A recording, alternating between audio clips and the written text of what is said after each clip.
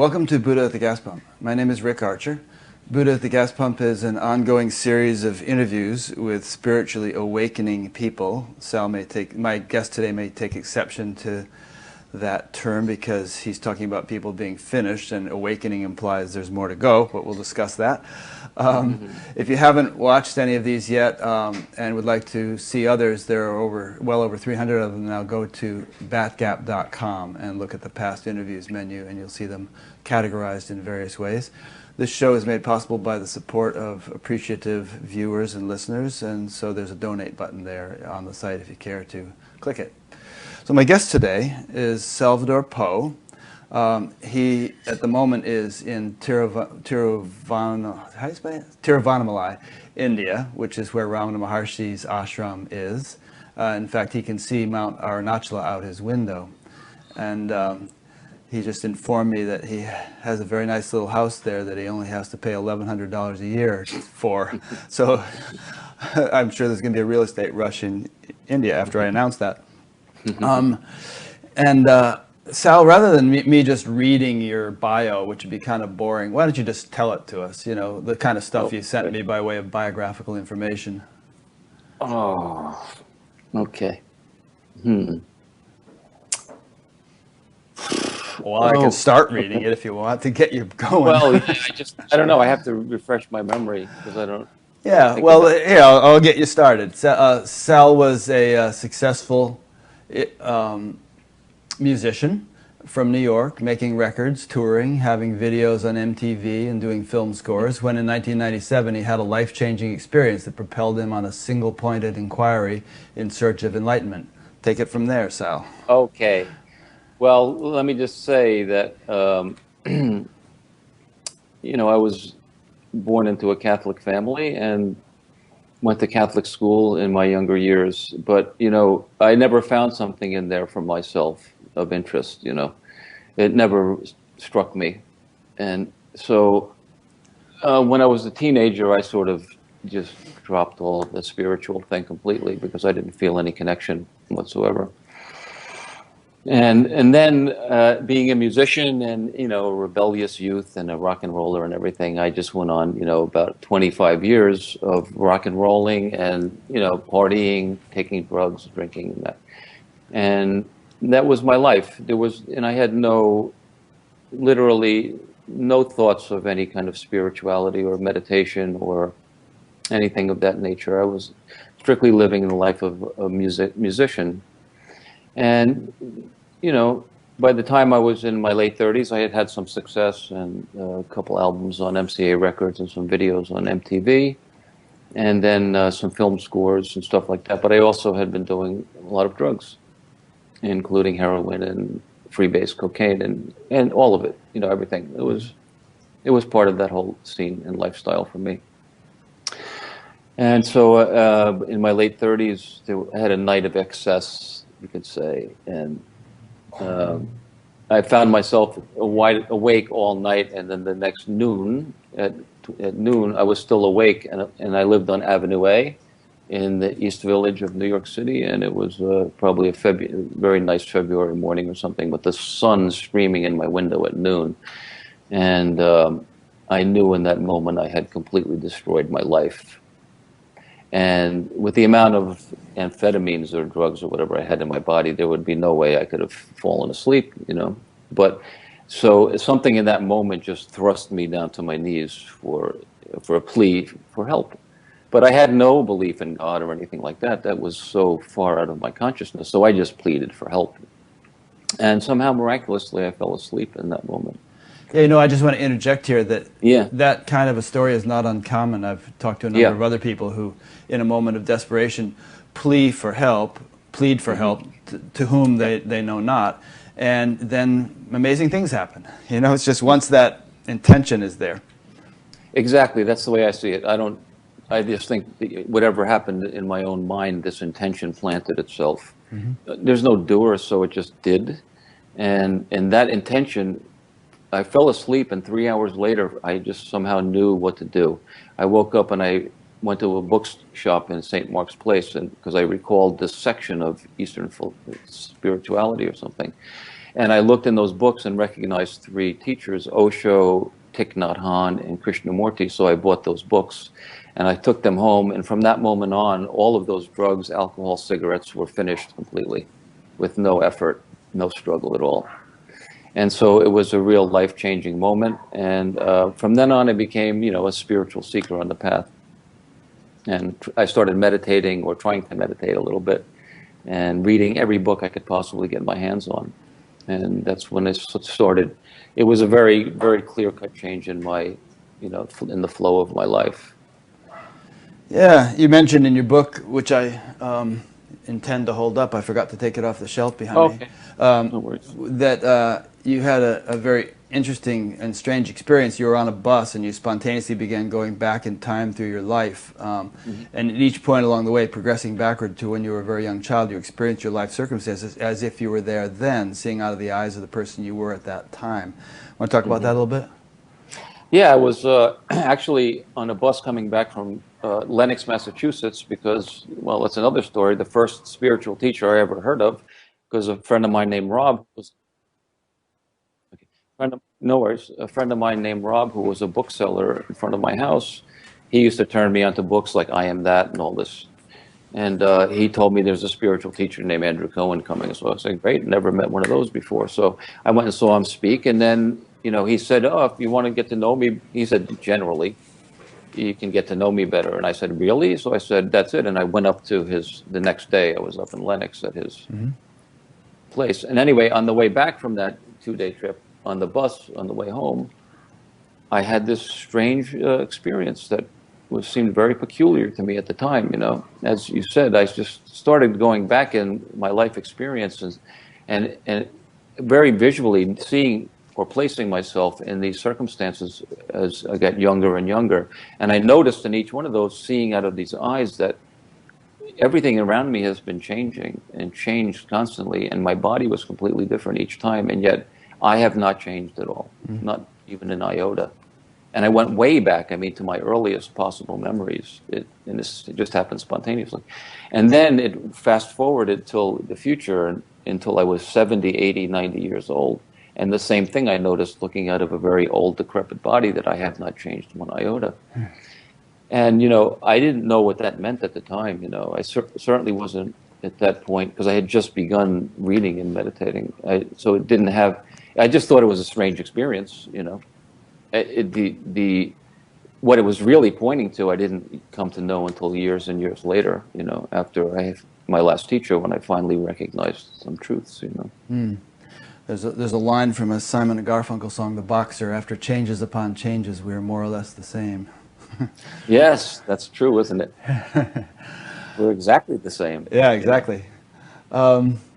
So Andrew Cohen, huh? Well, that's a whole nother story. But then you say in 98 you went to India for the first time on a spiritual retreat. That was an Andrew Cohen retreat. That was about a year after I started meditating.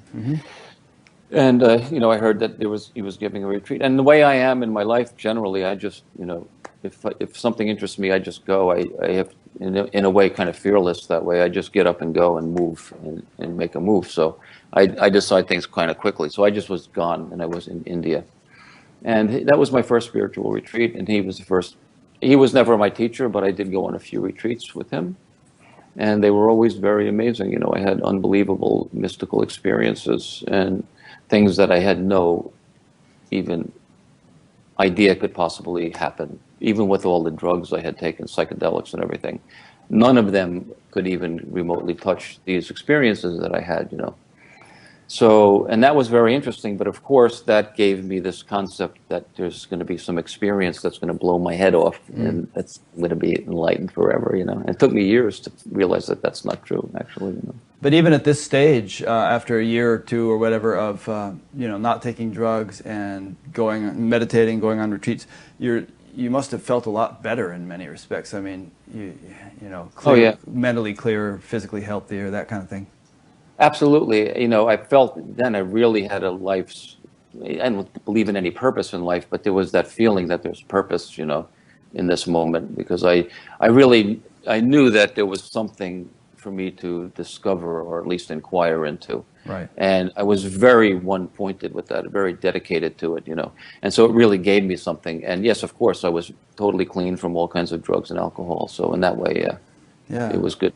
In fact, you look remarkable. You must be in your 50s now, if all this... 58. 58. I'll be That's 59. amazing. You look fantastic for 58 or Oh, 59. Especially considering the 25 years of you know, debauchery that you went I through. highly recommend it. Interesting. So, okay, so then you went through a series of teachers, Krishnamurti, UG Krishnamurti, Douglas Harding, Tony Packer, and so on. And what else is noteworthy along the journey that you'd like to bring up?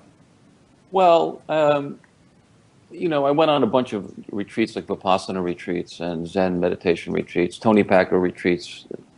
And you know, I believed meditation was the path for me, and I meditated 8-10 hours a day for months and months at a time often. And that was kind of what I considered the way there, you know. And did you find it relatively easy and enjoyable to do that, or did it take like sheer discipline to sit there?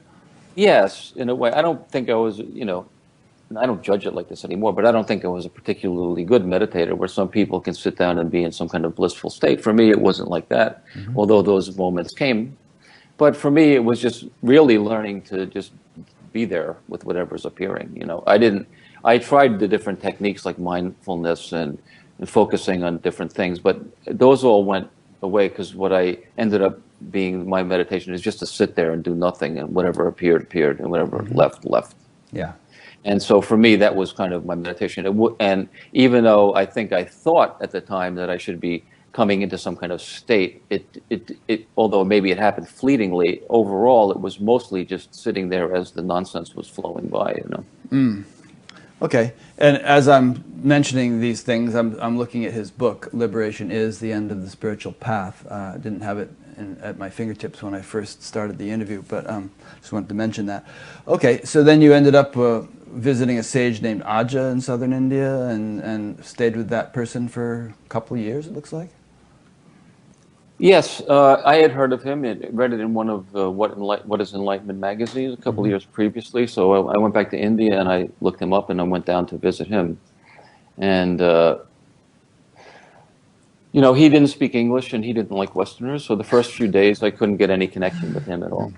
And so I was just meditating as usual. And then one day some Westerners came from Ananda Ashram, which was another ashram that he liked. So he let them ask questions. So I thought, this is my big opportunity to connect. And so after they asked some questions, I said, Aja, I have a question, which I really didn't. But he said, he looked at me up and down and he said, you don't have any questions. And I said, yes, I do, you know, because I wanted to connect with this master who obviously, I mean, Aja was obviously just an incredible jnani. There's no doubt, no one can doubt it, you know. And so I just asked some silly question about liberation or something like that, you know. And then he just looked at me up and down and he said, don't worry, the light's going to come for you. And then, you know, I just started meditating there, which is what I did. And I meditated a lot. And it was either meditating or sweeping the mandir or something. And I think he liked that, so he invited me to stay there. And I had a room next to his. And you know, for the most part of the next 2 years, although I was going back to the West sometimes, but for the most part, I was there for a couple of years meditating. Okay. And after that, let's see, you did that for quite a while, and then Shiva Shakti, some teacher you went and stayed with, right? And then, we're making a long story short here, and then, then eventually, I guess, eventually the most significant thing that ultimately happened was Delano. Yeah, I was living with Shiva Shakti here in Tiruvannamalai, and she's a beautiful silent sage. When I first saw her, I went reluctantly because by the time I got to Tiru, I was finished seeing teachers. I just wanted to meditate, you know. So someone told me about her, and I reluctantly went, and I could see right away that she was another authentic sage. So I meditated a few days, and then I asked her son if I could move in there, and I did. I moved into the room next to hers, and for 9 or 10 months, I lived there meditating as well. And there were all kinds of mystical experiences and stuff going on, you know. But now, so what happens to me then is, after all these years of meditation and so many mystical experiences of all kinds, some lasting a minute, an hour, a week, or a month, whatever, they all came and they all went, And I was wondering, when's the one going to come that lasts forever, So I learned the school of hard knocks, that's no such thing as that, Yeah. There is no one experience that's going to come and last forever, but I had to learn it by experience. And so I was getting very frustrated towards the end of my time there, and just thinking, this is not working. All these experiences are coming and going, and where's this thing called liberation, and why am I the same? So then I decided, I think I really just have to go to the Himalayas or something and find a cave and just meditate forever there in solitude. And just at that moment, someone passing through who had just been to Delano told me about this teacher named Delano. And, and so something with the name resonated right away. I don't know why. And then I looked on her website and I saw the words, "The Last Satsang," and I just had tears in my eyes, and I just knew how bold, the last satsang, And I was there 2 weeks later in Pune, and sitting with her in her satsang. Yeah. And on the first day of that satsang, I recognized my essential nature is free and always has been. And I also realized what I had recognized in that experience, going back through my life, that I am always the same. I haven't changed at all. So now, after 8 years of the path, now I knew what that experience had meant, Yeah. So, I'm sorry, go ahead. I'm sorry. No, well, I wanted to just say that, but even though that recognition was very clear and very life-changing and a very definitive moment in time when there was a change for me, and just relief and gratitude for months, and still it took a couple of years after that before I just knew it's over. There's nothing I need to do anymore. I'm just myself. There's no problem here, I don't need to.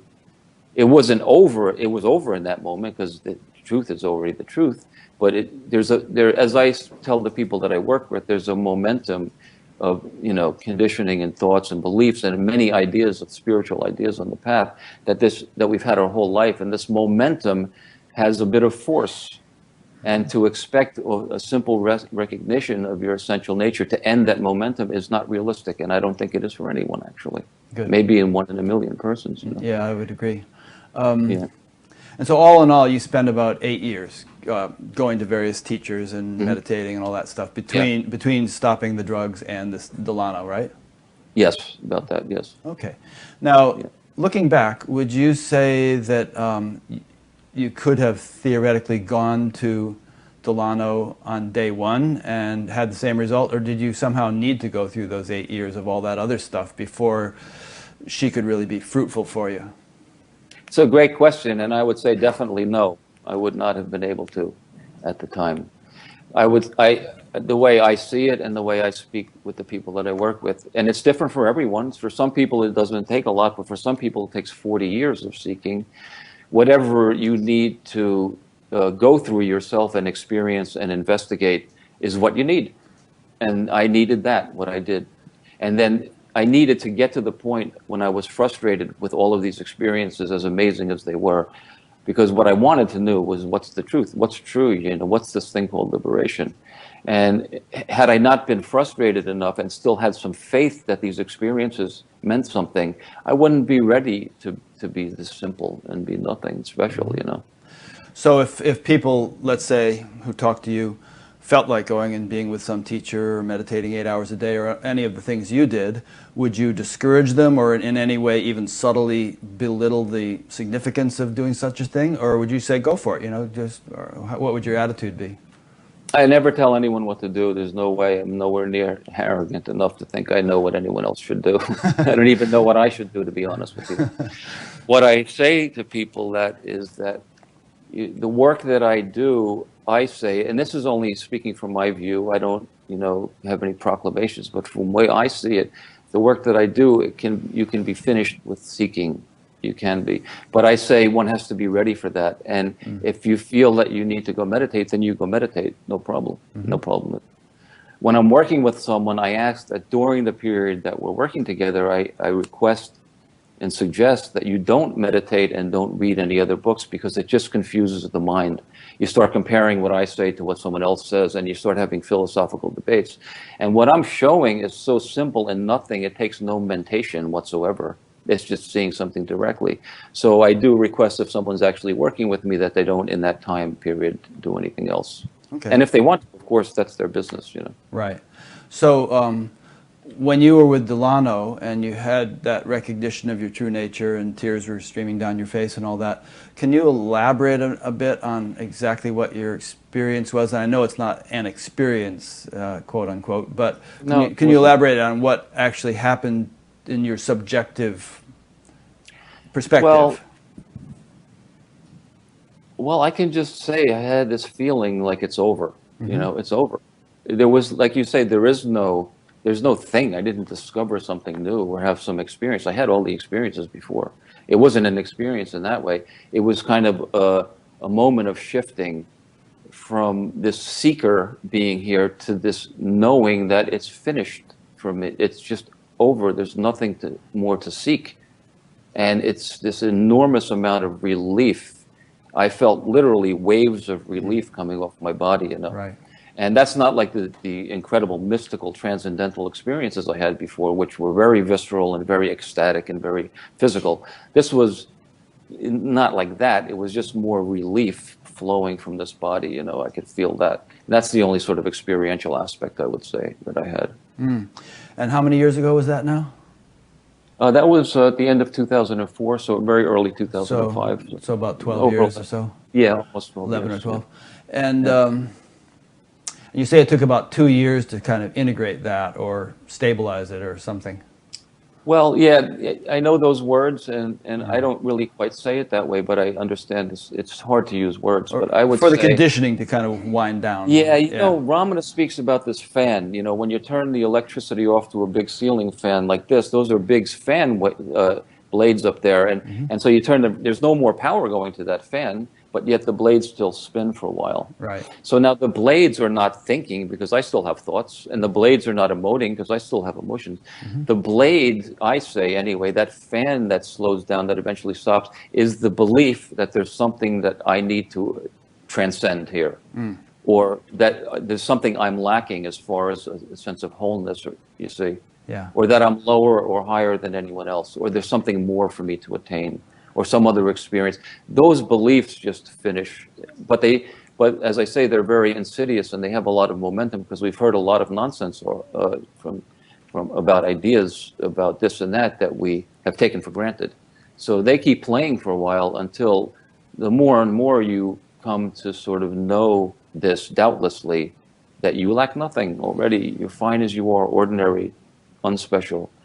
Eventually, I say, and it was just in hindsight for me, there was no moment. I just remembered sort of looking back and thinking, oh, yeah, oh, that's over, you know, like it had already been passed, you know. So you say it took a couple of years for the fan blade to stop spinning for you. Yeah. Yeah. Yeah. At least a couple of years, I would say. But still, that was almost a decade ago. And so do you feel like there's really nothing much has changed in your subjective experience over the past decade since the fan blade stopped spinning? Or is there still, in some sense, some kind of maturation or something taking place? Well, I'm sure there's probably there's always learning, first of all. When I say the end of the spiritual path, I don't mean at all that there's more to learn about life or whatever. But I just say the end of the spiritual path, or the end of seeking, just means I know that there's nothing more for me to attain. I'm just myself. There's no need in me any longer to seek anything other than what I am now.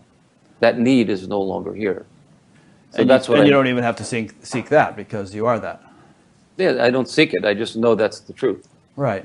And for good or better or worse, I'm a human being. I'm imperfect like everyone else. I just know there's no need for me to seek to attain something greater than what I already am here and now, you see. Yeah. And so in that sense, I say there is the end of seeking, you see. So, but I don't know, is there any more maturation? I don't really, I wouldn't use those words myself, but probably in other ways, at least, for sure, you know. And so when you refer to just being what you are, what you already are. Um, what are you actually referring to? Are you referring to Salvador Poe, Yep, the individual that's guy, right. or Yep, are you referring to some deeper, more universal dimension? You know, both, the self with a capital S kind of thing, or what? both, Okay, both. the whole package. So, and how I share it is when we start off in life and as seekers, we start off believing I am this body mind organism, this exclusive body exclusively. And the content of my mind, this story of self, which has to do with time, which we can also talk about, which is a complete myth. But we believe this exclusively as who I am. And then some of us get on the spiritual path and we come to some recognition that of awareness, which is the essence, you know, as some people maybe call the substratum.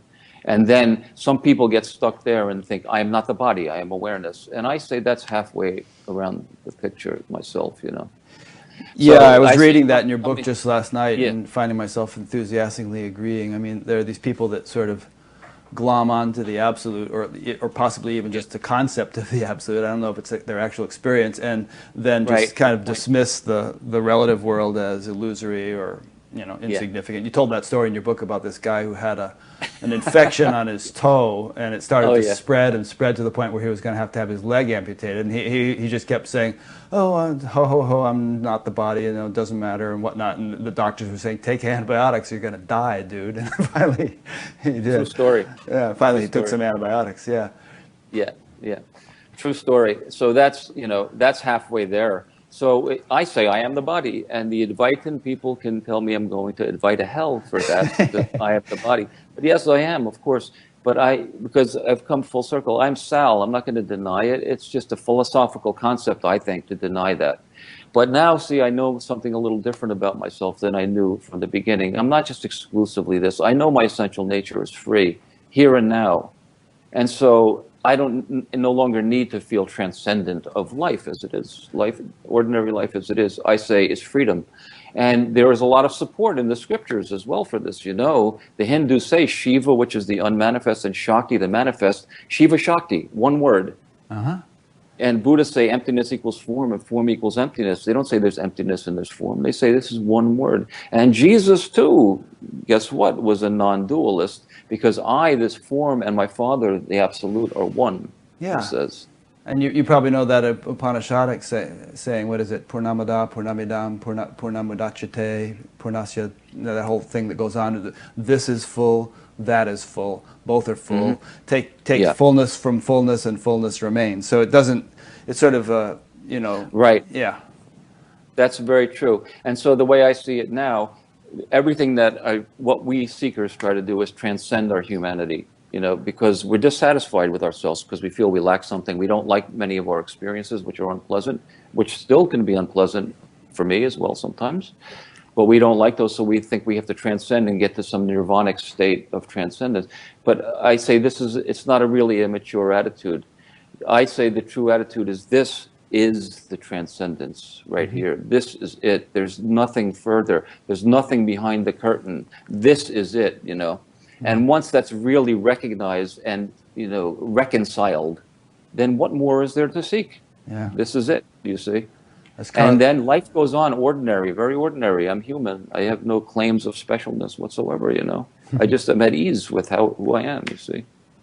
yeah. It's Carly Simon saying, these are the good old days. That's great, isn't it? Beautiful. Yeah. I would throw in one proviso, which is that Okay. well, first of all, let me just say, I don't know how tuned in you are to what other spiritual teachers are doing these days, but there has definitely been a shift in my observation from a sort of a overemphasis or a kind of a chorus of teachers singing the tune of Neo-Advaita, in which, you know, you are the absolute and the relative, you're not the body, you're not the person, all that stuff, to teachers talking about embodiment and, you know, kind of integrating the spiritual dimension into our actual human lives. So a lot of people are talking about that these days, and I think out of need, because a lot of people felt dissatisfied with the sort of disembodied, you are the absolute message. I have a little, you know, I don't know exactly what that means, to be honest with you. For me, it feels a little bit still like a bit of a psychological game. that there's still What some does? this embodiment thing. What I'm not even sure exactly what it means, but see, what I can say is that I feel, and the work that I do is that when one is ready to be finished, you just jump, and there's nothing to embody. You recognize that you are already what you've been seeking. And then, as I say, it does take some time for it all to become reconciled, which is really just doubts, which is doubts. Because when I hear the word embodiment, I don't know, maybe I'm mistaken by this, Rick, but I get this sense of a moralistic thing, like you should look in a particular way or behave in a particular way. I don't think that's the way they mean it. At least the people I've been Okay. talking to. It's more like people who have tried to hide out in the transcendent, or Okay. teachers who have espoused that sort of thing. Okay. It's a kind of an antidote to that. Like, you're not just the Oh, I see. transcendent, you're also the immanent, you're the manifest. Oh, You've got a okay. life, and you need to Yeah. sort of integrate both dimensions. Okay, that makes sense. And in that sense, I'd say that's basically what I'm saying as well. I'm not sure what, like as you said, I've heard of a lot of modern teachers, and I know a little bit, at least the flavor of some of them, but I don't really know anyone else's work so much these days. But that does sound similar to what I'm saying. I don't know what their sort of approach is to making that happen, though. Yeah, no, it's different. People are going at it different ways, I guess. Yeah. And another thing I just wanted to mention, based on what you said a minute ago, is that one thing that rubs me the wrong way a little bit sometimes when I hear people say it is there's a sort of a dumbing down in a way of what realization is when people just insist that, who you are, what this is, your ordinary perception as it is, that's it. Don't look for anything more. I don't think that's quite what you're saying. Correct me if I'm Because wrong, but no, because you well, can say that to everybody in the world, and then fine, everybody in the yes, world is enlightened. of Idi course. Amin was enlightened, and Adolf Hitler was enlightened, just experiencing what they experienced. It's it does a disservice to what we're talking about. I totally hear exactly what you're saying. So, but there's two parts of it because that is true. And I speak again from my view. My ordinary consciousness now, after I've done all the drug consciousnesses and all the mystical experience consciousnesses, all of these altered states of consciousness and states, I say this ordinary consciousness to me is the ultimate. There's nothing more. Okay, so in one sense, what I say that's true, but you can't just tell someone that and have them be finished. Someone needs to really see it for themselves, the implications of what that's pointing to. They have to be willing and able to realize truly that they're complete and whole as they are, and notice that their essential being is free, freely aware. It's a real recognition, you see. And in a sense, a realization. It just can't be said and then say Idi Amin is enlightened too, because of course it's not. Right. But I'm not enlightened either. There's no enlightened person, but there is a recognition that happened in this body-mind that I am the source, and not separate from the source itself. And that doesn't make me extraordinary, though. It still makes this consciousness just as ordinary. Yeah, Does that that makes sense. I think you're saying it, and I think that Ramana Maharshi or the Buddha or any of those people could have said, Yep.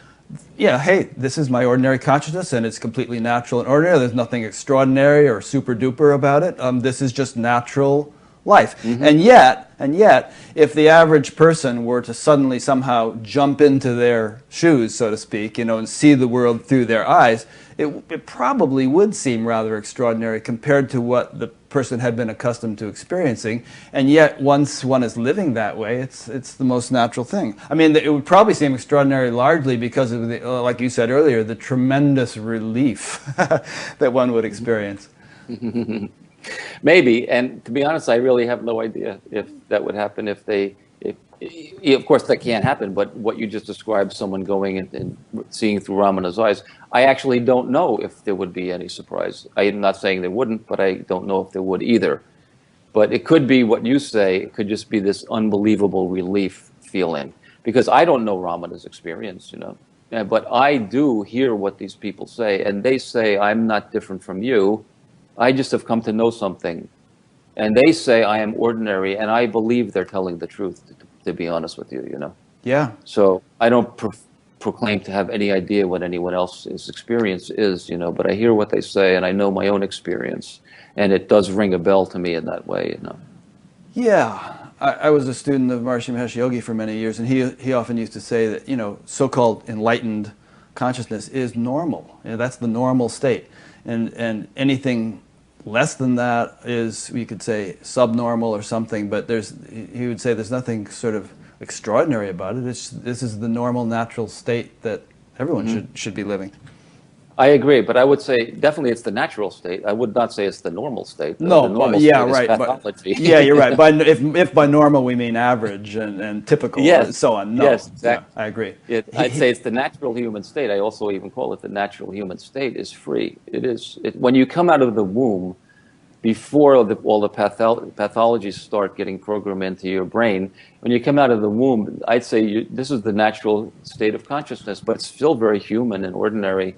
It just hasn't been corrupted yet by the original sin of separation and the pathology of thinking there's something wrong with me for all these years, Yeah, you often refer to the womb. And, that's the sort of tabula rasa view of, what we are as babies. And I don't know, you may be right. I kind of tend to side with the notion that of reincarnation, and that we come in with all sorts of impressions, even though we seem very pristine as a baby. There's actually all kinds of baggage that we bring in with us, otherwise we wouldn't be here. But who knows? That's a philosophical debate that we don't need to get into. Yeah, so I don't. That is true, because I have no recollections of my past lives or future lives. So and to me that doesn't even. I'm not denying it, because I really don't know. I haven't died yet, so I don't know what's going to happen. Yeah. So I can't deny it, but I don't personally lean towards that kind of philosophical structure. And I never believed in reincarnation, honestly, until recently. Someone told me I was Julius Caesar in the past, and then I thought, hey, that's cool. Yeah, I'll go for that. Actually, I don't know if he was such a good guy. No, that's true. I saw a cartoon recently where it was a tombstone, and it said, "Reincarnating soon. Don't touch my stuff." That's great. Yeah. So as far as that kind of thing goes, reincarnation and anything like that, I sort of am very simple. I honestly, and I mean this genuinely, the only thing I actually know is this here and now, this moment. And that's not even. I don't mean I know anything about it, like what it means or anything like that. There's this knowing that's here, that's aware clearly, which I say is my essential being. And the only thing I can actually know is now. So my mind just doesn't even go to anything philosophically before or after life and that kind of thing. And it also doesn't deny it, because I just don't know, No, that's totally a fair thing to say. Yeah. And personally, I think that people arguing and even fighting wars over things that they believe but don't actually know through their own experience has been one of the greatest follies of mankind, throughout history. You got that right. Yeah. Absolutely. Isn't it true? And Douglas Harding, who was such a beautiful guy I met when he was 93 years old, he has my favorite saying of all times: "Can't you see I'm just space for you to be?" And what do we usually say to each other? "Can't you see I'm just a psychological mess for you to deal with?" Or "Can't you see I'm a bundle of beliefs that if you don't agree with me, you're wrong and I have to kill you?" Douglas Harding says, "Can't you see I'm space for you to be?" And so this is an unknowing. This is not this clinging on to self-structure and belief about me all the time. This is such a beautiful saying that he has there, Yeah, no, that's great. I concur. I mean, and I don't know about you, but it's not that I don't believe things, but I just don't hold them tightly, because if it's something that I don't actually know or experience, who knows? Sounds like an interesting theory. Maybe it's true, but I'm not going to beat you up over it. Yeah, I guess that's the same for me. But honestly, I just don't care to believe anything. I honestly don't. My girlfriend is the first to tell you I don't believe in anything. I'm a skeptic, or I just don't believe. And I say I don't deny either, because I don't know. But I'm not going to believe in things unless I see for myself right here and now. This here and now, I don't have to believe this, do I? This is obviously true, this moment. There's no need for belief or thought or philosophy or anything for this knowing that's here now. Yeah. And so I'm very content like this, That's good. The difference between a skeptic and a cynic is that the skeptic takes everything as maybe theory, who knows, might be true, might not. Whereas the cynic says, can't be true, doesn't fit my worldview. Oh, absolutely. I'm very accustomed to that viewpoint, for sure. Yeah. Here's a question that came in from a listener. It's from Dan. He says, would it be fair to say that when you felt that you were finished, quote unquote, that there was a transition from being the experience to being experience itself? Does that make sense? I could read it again if you want. I think I got the point. Okay. What he just described was when I knew it was finished, that wasn't even an experience at all. It was a knowing. And another thing I often say is that what I share anyway has literally nothing to do with experience in any way whatsoever. It's a know what's true, and knowing what's true will set you free. The saying is not experience something or bliss. That's never been the saying.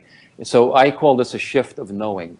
So in the moment when I recognized my essential nature with Delano, it also wasn't an experience other than the relief that poured off the body because of this shift. She doesn't call it this, I call it a shift of knowing. I now knew something different, essential about myself. Not as knowledge, though, or any kind of philosophy, but very directly, just as I know this moment now, I knew that here I am free. And so, when I say that, when that sort of recognition happened that, oh, it's over, it was, again, another knowing of that sort like that. Yeah.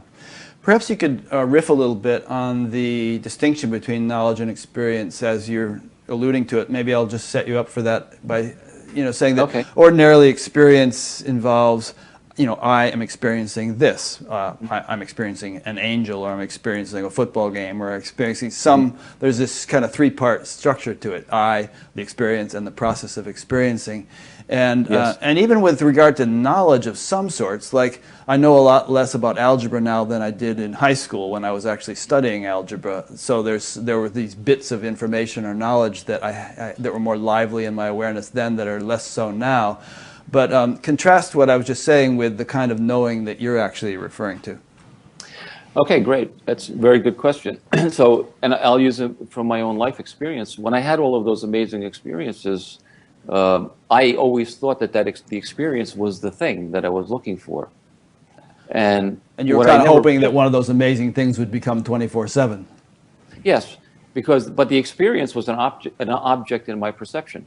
Whether a feeling perception or a visual or whatever, a transcendental perception, what I never realized in those moments that I am aware of this, Right. I never turned it around to question who is aware of this incredible experience, which I believed would be the enlightenment, So what I say is that I don't call it knowledge, I call it a knowing. This knowing, if we, to use my word, I have a holiday now and see here and now, this knowing is self-evident. It doesn't need an other. It doesn't need an object other than itself, which is not an object. This knowing is not an object. It just, I know myself, not subject-object. You probably can get I'm following you. Yeah. Yeah. I mean, it's a good point because I am having this experience, I'm having that experience, I'm having that, and it's like it's all about the experiences that I am having. Yeah. But what about the I who is having those experiences? Exactly right. And honestly, that's why I feel we suffer unduly, and hope and nostalgize and reminisce and hope for the future and suffer the things that come, because we put not that experiences have no value. I say they do in a relative sense, but I think we human beings put a pathological amount of value on the experiences themselves, to the extent of overlooking who I am. You see, the essence of all experiences. Yeah, and that's because I think, we can bring in the famous movie screen analogy, which Raman and many others have used, which I'm sure most listeners are familiar with, where the movies are playing or projecting onto the screen, and the movies are very obvious and interesting, and they're moving, and they're fun, and they're exciting, and they're this, and they're that, but they totally overshadow the screen. So analogously, all the sensory experiences overshadow consciousness. We identify with the experiences rather than knowing who we are. So maybe you could talk a bit about why you think that is and how to sort of recognize the screen, as it were, underlying the changing experiences. Well, I don't really know the whys about things because I don't really ask why, but I can see that all of us, almost probably without exception, have fallen into this at some young age, few months or whatever, this identification of a separate self. I think, in my view, when we come out of the womb, we're just aware, and we don't know we have a head. How would we know we have a head? We don't know that we're separate and our mother is separate. We don't know we have a name until after several months or however long of our mother calling our name. Eventually, we make the original sin. I am Sal. And then from there on, it's just one misidentification after another piled on. And we are not shown that this is not essentially true. It's all taken for granted. So we just go through life taking it for granted because we haven't been shown another way. And why is it that? I don't know why that is, but it seems to be the way it is, And will it always be this way? Maybe it will always be this way.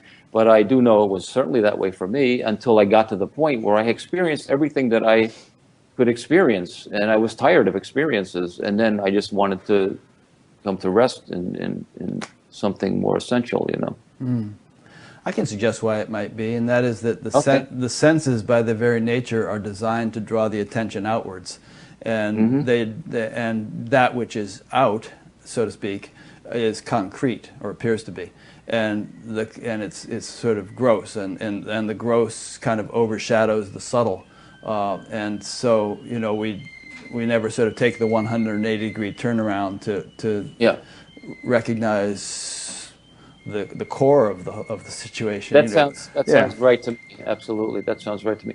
But I wouldn't say that's a why. I would say you're recognizing how we actually function. It's the mechanics of it. That's the mechanics, the function. I'd say it's totally true. The thoughts get very powerful. The emotions, the experiences, the sensory objects, they're very alluring, aren't they? Yeah. They're very alluring. And until we get to the point where we're ready to, or we've had enough, or whatever, or something just shifts by itself, or somebody points out something. Until that happens, we just take it for granted that that's the way it is, and we overlook our essential nature. And look at the extent to which we can get lost in it. I mean, we can be flying airplanes into buildings and doing all kinds of horrible things, just because we're so caught up by the movie. Yes, exactly. And you know what? It's no one's fault. That's just the way it is, isn't it? And that's a whole other thing that I speak about, this thing about not being a doer here and no free will. But I see that I did not create myself. Why did that happen to me? It's just what happened. I got very lost in all of that until I was no longer. Yeah. And I didn't create either. It's just what happened, So that's just, so the world is the mess because of human pathology, but there really is no one to blame as who created it all. You know what I mean? It's just the way it is. Yeah, it's interesting. I was reading that in your book last night, and you told the story about how some thieves broke into Ramana's ashram and beat him with a stick so severely that he actually had a limp or a leg problem for the rest of his life. But he said, he told all his followers, don't take any action against them. They're just acting out of their karma, and just leave them alone, let them go. And isn't that what Jesus said too? Jesus said, forgive them. Turn the other cheek. Yeah, forgive them. They know not what they do. Jesus knew there was no free will because Jesus is thinking, I don't know why I wanted to know truth. I have no idea. It's just what happened for me. And I don't know why they didn't want to know truth. It's just what happened. So he's saying there's no doer. So then compassion. Recognizing there's no, I say the best reason to come to recognize that there's no free will and there's no chooser and no doer is not to have some experience, but it's the birth of real compassion, to see that,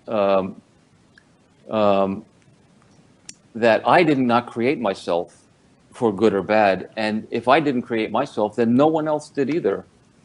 So who am I going to start condemning and judging and demonizing? You know what I mean? Mm-hmm. Not to say that as a society we have to let people run crazy and run amok. We have to do something. But then again, the way our American culture is, we're about revenge. We're about vengeance. We're about punishment. And we're about incarceration. And to me, that's pathological as well. There's no compassion there, is there? No, and we're particularly guilty of it in the United States, where per capita we have far more people incarcerated than any other country in the world, including communist China and so on. I know. but on the free will issue, why don't we play with this a little bit since we're on it?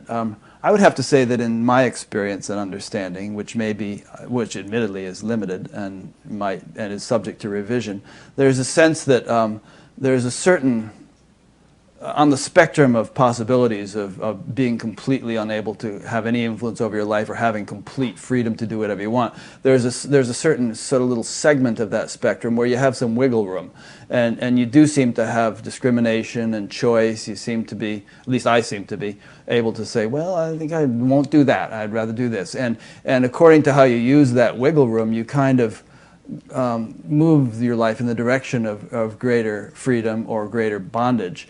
Does that resonate at all with your experience, or do you think that I'm kind of like... I hate to be... no, that's all right. I mean, we can disagree. I would say no. It doesn't. I would say there's still a concept that there's a doer in here, a separate self that is creating and choosing. Yeah. And I would say, and humbly so, that there's no such thing. There's no such thing. Not only is there no chooser, there are no choices. The thought, I want to have a hamburger, appears in your mind. And then the next thought is, no, a hamburger is not good for me. And then you can say, well, I subtly moved toward the hamburger. But no, that's just a thought that appeared. And you see, and from that thought that appeared, whatever is the dominant thought in the moment, the action will follow. Yeah. And it's all just happening. There's no one in here separate, like a mad scientist creating any of it. Yeah. No, I hear you. And there are plenty of scriptures that say that, and plenty of friends of mine who say that, and so on and so forth. It's just not totally my experience yet. But, you know, it's an interesting thing to play with. Because I say these things can be easily rectified with proper inquiry, actually. This is what I do. I do inquiry with people so that they can come to see for themselves. And if I'm telling a lie, they'll see that I'm lying. But if they come to see for themselves, then they know for themselves. And who cares what I say? It doesn't matter. Right. Well, they come to know for themselves, and that's all that I care about and all that really matters, you know. Absolutely, yeah. This thing about... Here's something from your book. You said, whether you are lost in the thoughts or not, the truth is you're free.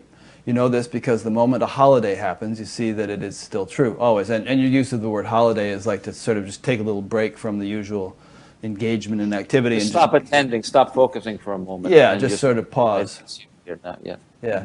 The Bee Gees wrote a great song called Holiday. You've got me singing it lately, and back in the 60s.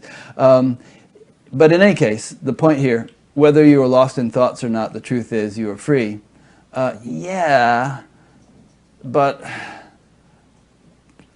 there's a long way from reading that line and kind of understanding it to actually being really free. And all too often I see people who kind of take an intellectual understanding like that and either mistake it or let it suffice as, you know, for the actual reality of freedom, rather than taking the steps necessary to make that their living experience. You know what I mean? Again, and that last word you just said, I was just about to say it, because it goes back to what I say. It has nothing to do with an experience. I can be lost in so-called lost attending to thoughts for an hour. It doesn't mean anything to me. I don't care. I don't think it means something, you know, that I don't know who I am. And my metaphor is, you know, there's no Santa Claus, right? Mm-hmm. If you see a Santa Claus in a Macy's window and you're looking at that Santa Claus, you have to say, there's no Santa Claus, there's no Santa Claus, there's no Santa Claus, there's no Santa Claus. No, you know it's finished. You know there's no Santa Claus. You can look at 500 Santa Clauses and you still know there's no Santa Claus, right? So what we do on the spiritual path is we believe we have to get in this state of awareness. And if I focus on thoughts, it means I'm not enlightened, because now I'm not knowing myself. So if I'm working on music 12 hours a day, I don't know who I am. I'm working on music, you know? No, I agree with you. And I'm not saying that freedom entails being sort of constantly aware of some, you know, unbounded state or some such thing, or not letting yourself have thoughts. I think you can be, as you say, focusing on music 12 hours a day, or running through an airport, or doing any number of things. But there's a difference between doing that in a state where the movie is totally overshadowing the screen, and doing that in a state where the screen shines in its own integrity despite the intensity of the movie. Well, you see, that sounds like separation to me, though, Rick. You know, because Go ahead. Yeah, because if there's an intensive thought stream in my head, that's what I'm focusing on. It could be a minute or 10 minutes or whatever. And there's not someone separate saying, I am aware that I am focusing on these No, no, thoughts. no. If you say saying, that muddies it up, because I'm not saying it's something you say or something you mentally. So that would just be another mental activity that you're adding into the mix. Where, okay, I have this mental recognition that I am the blah, blah, blah. And I'm not saying it that way. I'm just saying that there's well, let me ask you this. Okay. When you sleep at night, when Sal goes to bed, is that it for 8 hours, total obliteration, or is there... Other than the dream state, in deep sleep, I'm not, consciously aware, but I know I'm aware. Why? Because if you call my name, I'm going to wake up, so I must be aware. But I have no memory of the deep sleep state. But it doesn't mean I'm not aware. I must be, because if you call my name, I'm going to wake up. Well, maybe calling your name shifts you into the waking state from the sleep state. There has to be a seed of awareness there to hear that, to wake it up, you see. Something has to be aware that it was called. Yeah. And then that shifts me into it. So, okay, I make a slight delineation, which is kind of a subtle delineation, actually, between consciousness and awareness. And aware, not awareness. Aware is the deep, in my view. Again, I make no proclamations here. I just speak in my own view. But in the deep sleep state, I am not conscious. Right. I admit. But I am aware, because if you call my name, I'm going to become conscious, and then I'm going to become consciously aware. Yeah. So that's the delineation that I make there. Okay. Well, the reason I brought it up is that, just to illustrate that perhaps there are degrees of awakening which are so well established that even the sort of the tamas of sleep, it won't overshadow them. For instance, here's something from I believe it was Nisargadatta. Someone said, "What do you do when asleep?" And he said, "I am aware of being asleep." Is sleep not a state of unconsciousness? Yes, I am aware of being unconscious. And when awake or dreaming, I am aware of being awake or dreaming. I do not catch you. What do you mean? Let me make my terms clear. By being asleep, I mean unconscious. By being awake, I mean conscious. By dreaming, I mean conscious of one's mind, but not of one's surroundings. And then he says, well, it is about the same with me, yet there seems to be a difference. In each state, you forget the other two. Well, to me, there is but one state of being, including and transcending the three mental states of waking, dreaming, and sleeping. And I have a whole file of like dozens of quotes like this from sages indicating that a time comes when aware, as you call it, you don't like to make a noun of it, is so sort of profoundly enlivened that it persists 24/7 regardless of whether you're awake, asleep, or dreaming. Okay, I've heard that too, and I am skeptical because it's not my experience, and I don't know if actually that's true or not. But I've also heard Ramana say that in deep sleep he doesn't remember, or he says it in general. You have no memory from deep sleep. I don't know the quote. No, that would make sense, because to have memory, you'd have to have some waking state action going on. Your mind has to be working. You'd have to have some consciousness. Yeah. So to be honest with you, Rick, I don't know. Maybe what Nisargadatta is saying is true for him in his experience. And again, I only can speak about what I call freedom or liberation, and that's just knowing here and now that I lack nothing. I'm fine as I am, perfectly normal and ordinary. Okay. The seeking is finished, I haven't achieved some new state of consciousness or new level of awareness or something like this. I'm not denying that those states maybe exist, perhaps they do, but to me they're states and their experience, and I'm not speaking about experience at all myself, Right. All right, I'll let that one rest. Yeah. Here's something from a fellow in Brazil. He's from Sao Paulo, named Felipe.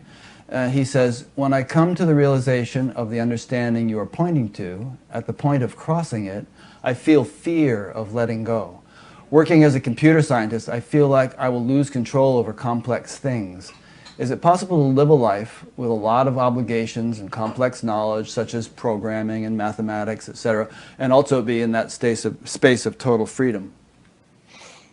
Absolutely, and it's not a space of total freedom anyway. It's just a knowing that you're free. and then you carry on living. I work on music on my computer, and it's highly technical programs I'm using, completely ordinary consciousness. So yes, I'd say definitely. And I would also say that the fear is that because there's an idea somewhere in there that you will lose the ability to do those things, that you're going to lose something.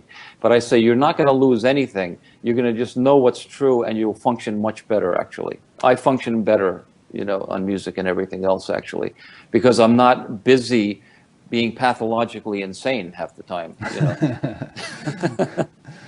Yeah, that's a good point. I often like to bring up that there's no reason why a neurosurgeon or an airline pilot couldn't be an awakened being. It's not that they're going to be in some wishy-washy, dreamy state and not be able to fly the plane or, you know, perform surgery. And if you are in a wishy-washy, dreamy state, I say you haven't really come full circle, personally. Full circle is ordinary, you know, ordinary, just finished. Mm-hmm. Good. So I have more questions here I'm going to keep asking you, but if at any point something comes to your mind that you'd like to say and I'm not asking, then just bring it out, you know, and don't hesitate. Okay, thanks. Nothing's coming to my mind. You're doing great, actually. Okay. I like that you bring up the questions. It's good. Good. One thing you say in your book is, I think this is more or less a direct quote, they say you need to purify yourself so you'll be ready to receive enlightenment or merge with the divine, to purify the mind of vasanas, tendencies, karmas, and all of that. This mind is never going to be pure. How could it? It's got a lifetime of billions of pieces of information. How are you going to get rid of them all?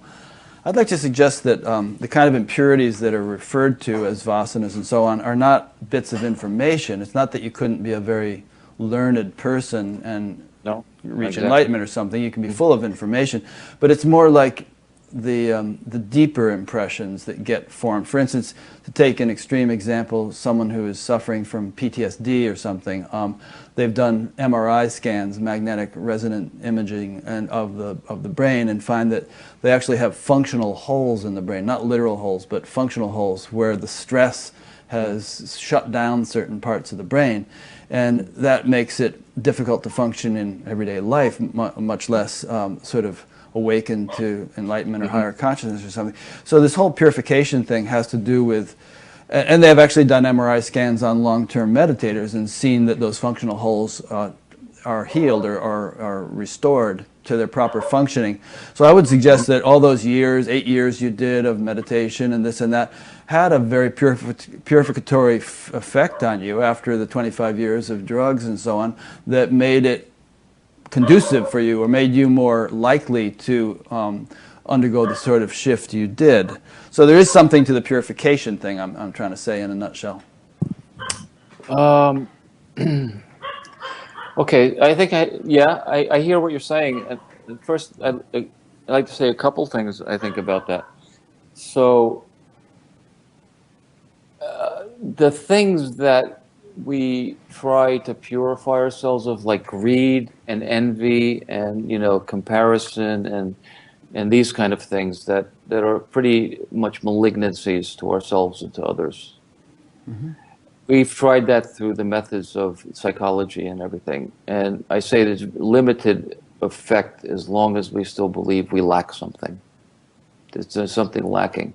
So if I feel that I lack something in some way, or I'm not complete and whole, then it's very natural for greed or envy to appear because I feel I lack something.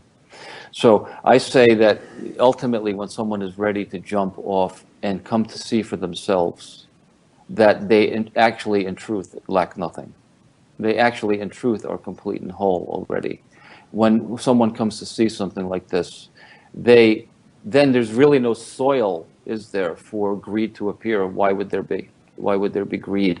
If you know you lack nothing, you know, and if you know that you're essentially the same as everyone, why would there be comparison and envy, that kind of thing? Mm-hmm. They just don't really grow. It's not trying to get rid of anything. It's coming to see that for yourself, that you are free, you see.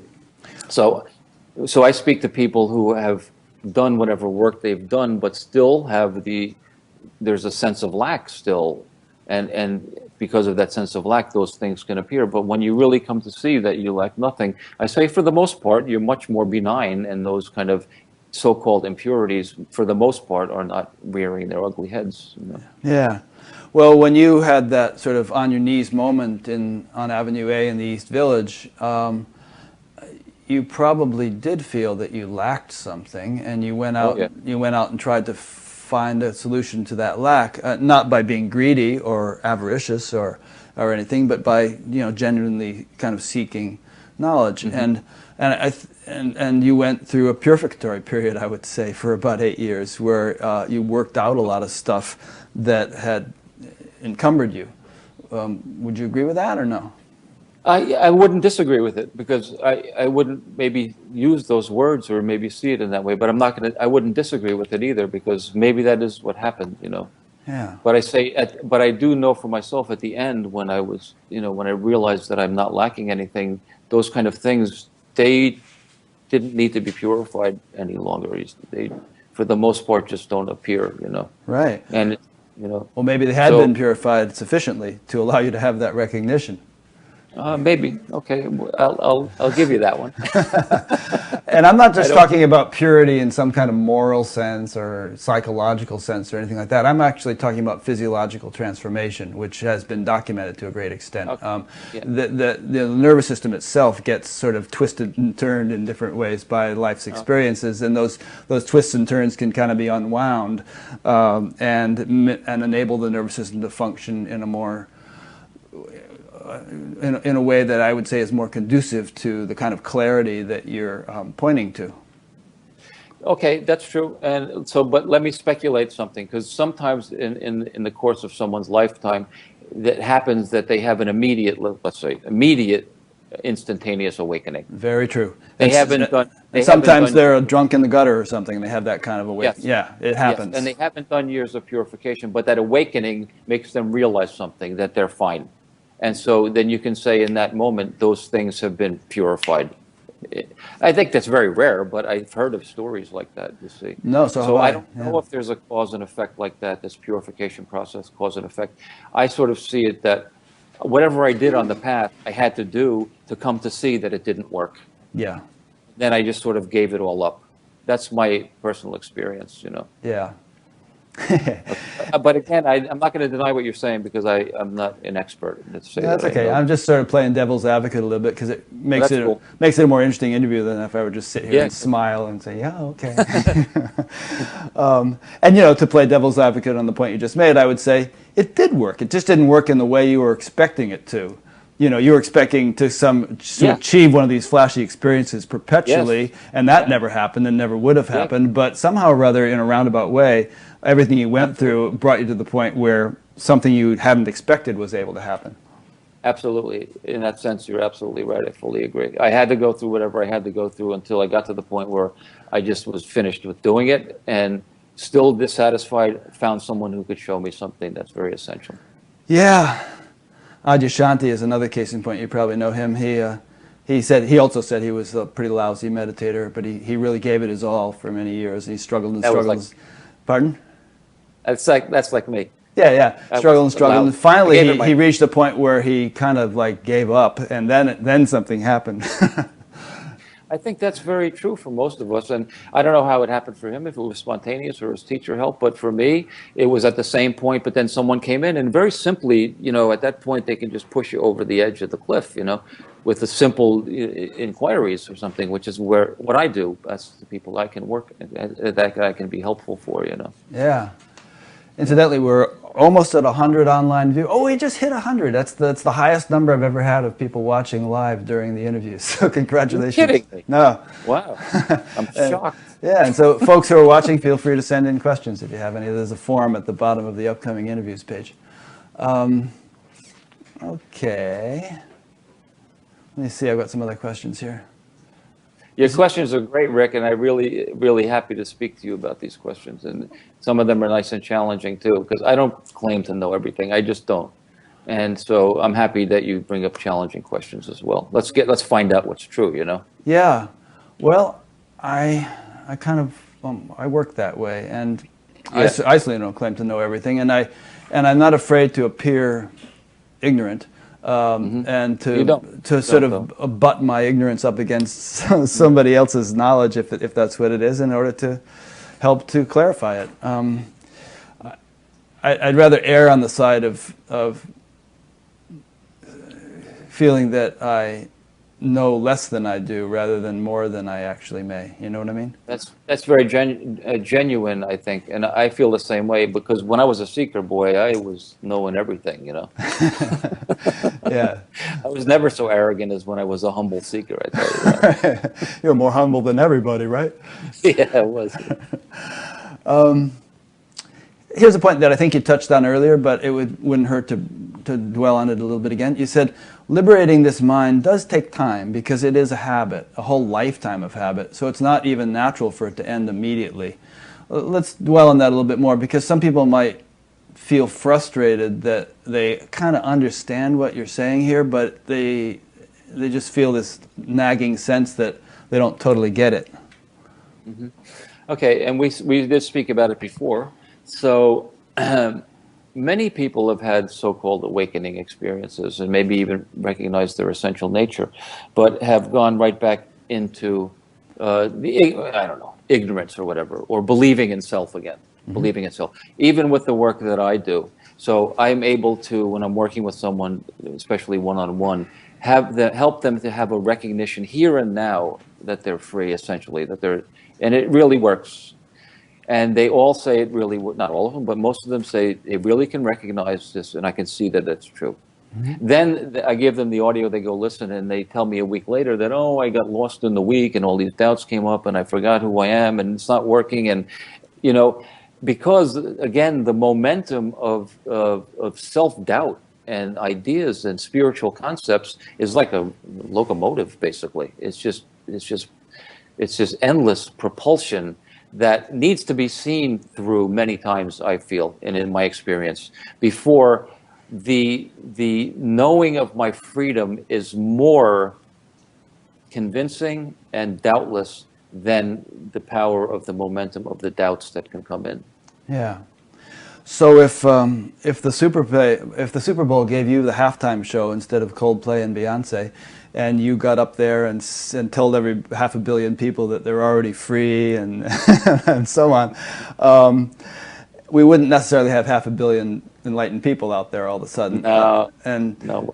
So aside from that initial glimpse or recognition or understanding that you're already free, what would you prescribe as a means of rooting out those doubts and stabilizing that certainty or that clarity? First of all, I suggest that people dig one hole, and if they feel that they've recognized something true from what I share, then stick with this one hole. Because what we do as seekers is we dig a little hole 5 inches and get a little water, and then we don't feel the gush of the big the big fountain of water, so we start digging a bunch of other holes, and we never get to the well that way. So I say, if I'm working with someone, and I say, if you recognize this is true, and I can see many of them do, I say, then don't read other things, and don't look at all these YouTube videos, and don't meditate. Just do this. That's the first thing I suggest, and I never tell anyone, I just suggest. And then I say, keep coming and meeting me and have some more sessions. And because I go through 8 or 10 full inquiry sessions with people. Mm-hmm. It's not just a one-time thing. There was, until the book came out anyway, 8 or 10 sessions. But then after that, I also have groups that meet, that a bunch of people who have finished the inquiries can just get together, be on a holiday together, ask questions to continue to more and more clarify doubts and make it more and more doubtless. And so I don't want anyone hanging around long. I want them to be finished with me. Also, I don't want any followers or anything. I really want people to be finished. But I also want to be realistic and helpful. So I try to help them until they don't need any help anymore. Mm-hmm. And you do those groups as online webinars or something? Yeah, yes, I do on Skype. And unfortunately, in India, my internet's not so great. So sometimes there's some Skype troubles. But yes, and we usually have around 8 people on those meetings, mm-hmm. 8 or 10. But, I may end up adding more meetings if I start working with more people. I don't know yet. Yeah. regarding that metaphor of digging one deep hole, of course that's a popular metaphor, but I've also heard that, and some people have said that for them it seems to work to maybe, not dig 10 holes, but use 10 tools to dig one deep hole. Maybe a trowel and a shovel and a spade and a backhoe, and just apply different tools. If it works, it works. Yeah, whatever works. Whatever works, I'm all for that. Yeah. Another thing you said in your book is, again, this is a famous saying: if we want freedom as much as a drowning man wants air, here it is, always here. It's already here. It's already here. If that's your intention, then you can't fail. It's not possible, because you'll recognize that it's here, and if that's what you want, that's where you'll stay. Yeah. So it's not a doership, by the way. There's not something you can choose to do that. It's just if that's the overriding intention, like any other overriding intention, if that's the strongest intention, then that's what will prevail. Now, I think some people might wonder, well, okay, but how do you strengthen the intention? I want it, but I'm kind of wishy-washy. I want a lot of other things. I'm not like the drowning man who wants air. I feel that my intentions are kind of dissipated or dispersed. There's no doer. I'm kind of stubborn about that. I don't think there's a way you can strengthen it. I think frustration and being fed up with suffering and confusion and coming to the point where you just want to know what's true because you're finished for whatever reason it is. Or if something happens, an illness or something that just spontaneously happens to you. I'm very serious in my view that there's no doer that can do something like strengthen their intention, Yeah. I mean, it's a funny thing. I mean, there's no doer who could go out and buy your book. That's right. One might somehow find oneself on Amazon, just clicking. Yes, exactly. Listen, and I go through this inquiry with people, and I say, "Did you choose to be a spiritual seeker?" And I say, "Let's go. Let's find out. What's the very first thing? First, something happened at some point of your life that made you become a spiritual seeker. What's the first thing?" Someone says, "Well, I had." Something shifted in my consciousness. And I say, did you make that happen? No, I didn't. It just happened, right? Or someone says, someone handed me a book on Zen and something about that book attracted me. And I say, did you choose to be attracted or did it just attract you? And they say, well, it just attracted me. And so you see one thing leads to another, and there's no point where you choose to do anything. And even people who see me, they're flipping around YouTube, and some people look at my video, and for some reason, maybe because they're crazy, I don't know. For some reason, they like what I say, and it rings a bell. They don't create that. And so then the next outcome of that is the action to write me a letter or something, you see. Yeah. Would you agree with the following statement, that although in reality you don't have free will or choice, if you perceive yourself as having it, exercise it to the best of your ability? Yeah, that sounds great. That sounds good. But I say let's go further and see that there's no self there's no self here that could possibly have free will. Yeah. If you still believe in self, then I say, of course, absolutely, try to behave, and that's why there's religion with moralities and right behavior and right all of this stuff. Because people have actually distorted that notion that there is no self to excuse very inexcusable behavior. They've used it as a license to do bad things. So then I say they haven't recognized it, because if you recognize there's no self and you lack nothing, then why would those bad things appear for you? Yeah. That old saying, the devil made me do it. Yeah. Great excuse. I've used it a few times myself. Right. Okay. Just looking at my notes here. And again, feel free to bring up anything that comes to mind.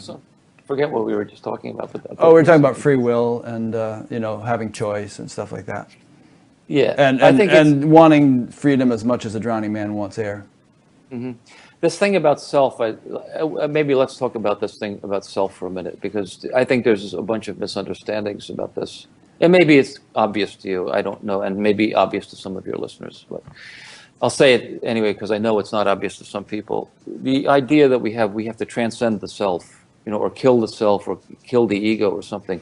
there is a basic presumption there that there's a self that has to be killed. I say there's no such thing as transcending something that isn't. When you come to recognize your essential nature is free, and also come to know in a real way that there's only now. When I say there's only now, it's not a platitude. There's only now. And if there's only now, then there can't be any self, because self is based on time, my past history, my future. So when we know there's only now, then we see that there is actually no self. We can see clearly for ourselves. There is no self story. This is only a myth. So self is a myth, just like Santa Claus is a myth. So I say the idea that you need to transcend or kill self is like me saying to you, Rick, go kill Santa Claus. Yeah. So maybe killing the self, what that really means is, you know, kind of like breaking through the delusion that there is one. Yes, it's know what's true. Know Yeah. what's true, and truth will set you free. I heard a story about a little girl who drew a picture of a monster, right? And she put it up on her bedroom wall. And then, you know, her father or somebody heard her crying, and when she was supposed to be sleeping, and he came in, and he said, "Well, what's the problem?" She said, "I'm afraid of the monster." So her father, well, let's take it down, you know. There would be nothing to be It's a afraid. great metaphor. I use a similar one as well. It's absolutely true. You turn on the light and you see it's just a guy with a sheet. There's no ghost. Yeah. Turn on the light and you see there is no self. This big, scary, demonized monster that we have to kill it doesn't exist, because there's only now. And where is it? You know, I say let's get real. You know, let's be serious and be mature and jump off all of those beliefs. You know, but it needs to be. I'm just speaking to you because I know you get this, but it needs to be seen clearly through inquiries. Actually, I can't just say it to someone. It has to be seen clearly through inquiries. Right. And actually, there's another good metaphor we could throw in here is, how do you get rid of the darkness in a room? You know, I mean, do you analyze it? Exactly. Do you Right. like try to push it out the door or something like that? Or do you just turn on the light and then boof, it's gone? Yeah, exactly. Yeah. That's exactly what it is. You didn't get rid of darkness. You just turned on light. Mm-hmm. Yeah. Add a second element, so to speak. But see, I see that goes back to the pure, you know, Purification thing? if I'm going to, you know, I get a little extreme maybe sometime, but I say at the end of the day, that's the truth of purifying yourself as well. At the end of the day, maybe you're right, all those years have some purification process, but at the end of the day, when it's time to jump, you see that you essentially here and now are already pure. There's no smudge or stain on you, actually. Yeah. I think it's one of those paradoxical things. You know, Ramana was fond of saying, and he didn't coin the term, that it takes a thorn to remove a thorn. And there's an old Zen saying, which I've often quoted, which someone said, you know, enlightenment may be an accident, but spiritual practice makes you accident prone. You know, so it's like one of those things which ultimately is maybe meaningless or absurd or unnecessary, but it serves a sort of a transitional function for a great many people. Like, for instance, in your book there, you say it takes a great maturity to recognize, but a far greater maturity to be finished. So, I mean, how does one actually become more mature? You don't. There's no doer. It just happens when you're frustrated. See, I say the maturity I'm speaking about is not like the normal maturity we're speaking of. The maturity I'm speaking about is you've tried and done whatever it is, however much it is that you've had to try and do. For some people, it's 40 years of meditating. For some people, one of my person I work with only read one book, The Power of Now, and was seeking in science, and he was just ready. That's all he needed, and he was ready to be finished. So I just say, and so he was as mature as someone who meditated 40 years. So it has nothing to do with age or anything like that. It's just when one is ready to be finished, they're ready. You get what you get when you get it. I have a friend online who says that, and it's a beautiful saying. There's no doer here. Yeah, I'm going to say something now that you're not going to like. I like it.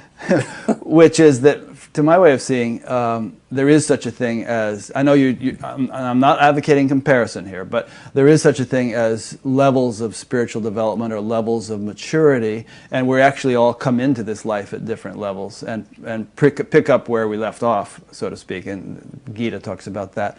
And so the guy who's meditated 40 years might not be as mature in terms of the way we're using the term as that guy who just picked up the book for the first time. He actually might be a much more advanced soul. So now you can try to pick that apart, because I know you don't like No, that I way of speaking. won't pick it apart because Ramana says the same thing, and I'll just say I have no idea. Right. I Okay. only know this now. I don't know anything about past lives and karma from past lives and everything. So I'm not going to deny it. Ramana said that, you know.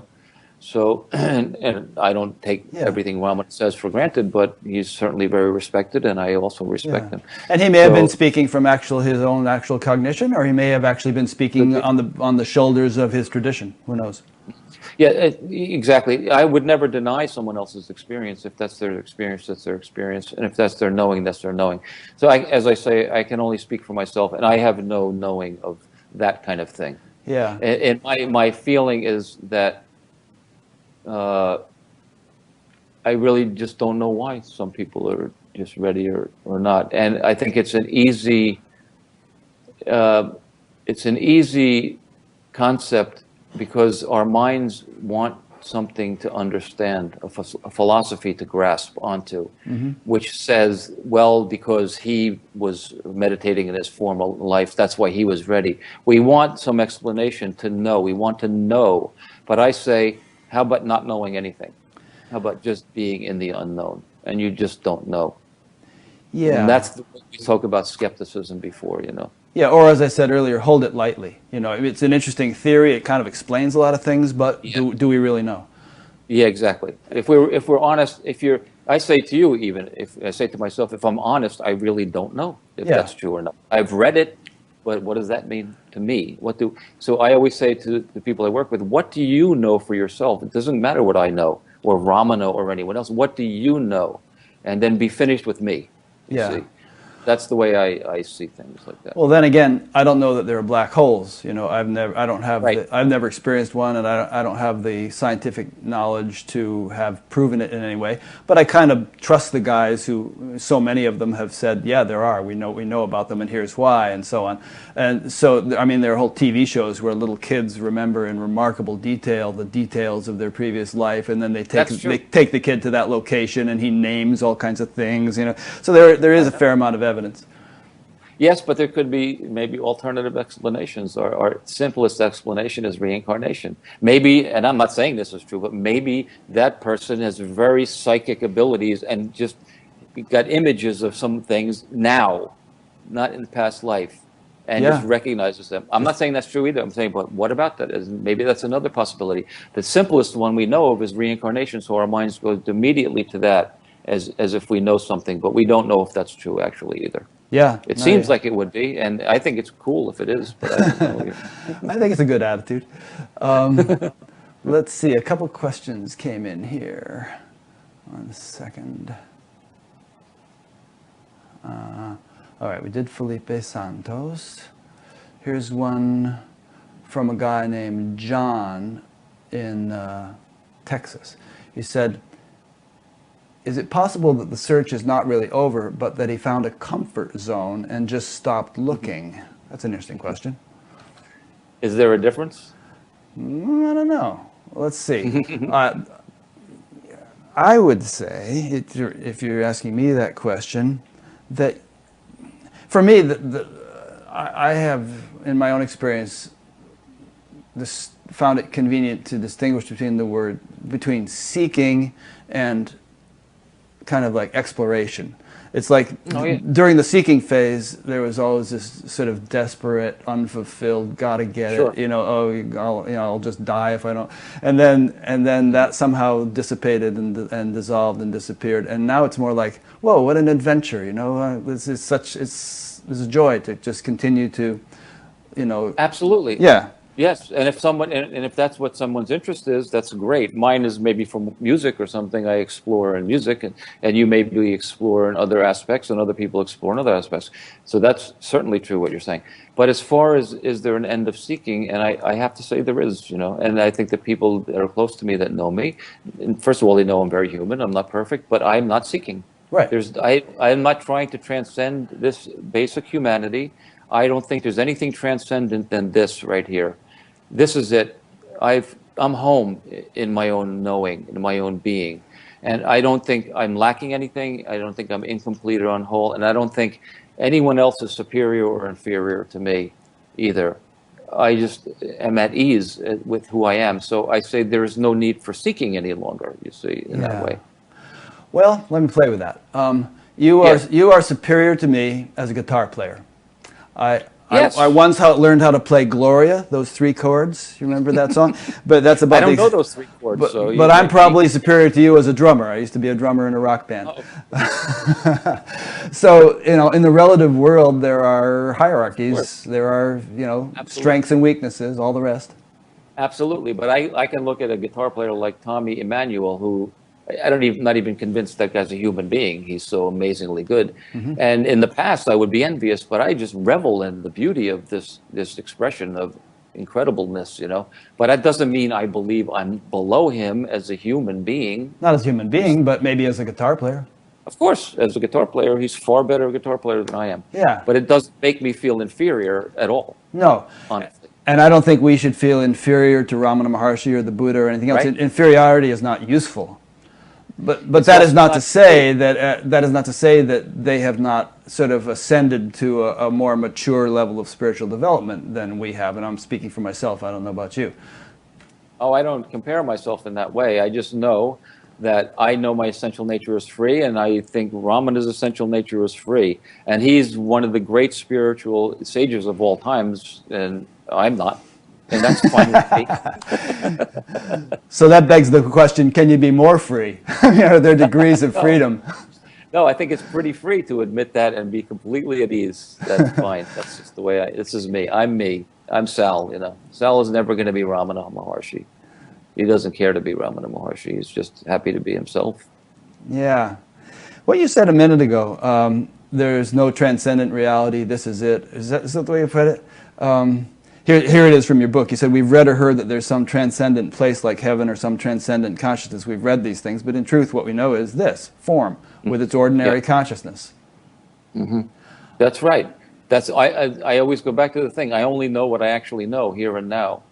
The only thing I know is here and now. And here and now what I know is this aware consciousness with form, all in the same time. That's all I actually know. If there's some transcendence, it must be a thought in my mind that's going to happen sometime in the future or someplace else. But it has to be a fantasy because here and now what I know is this. Yeah.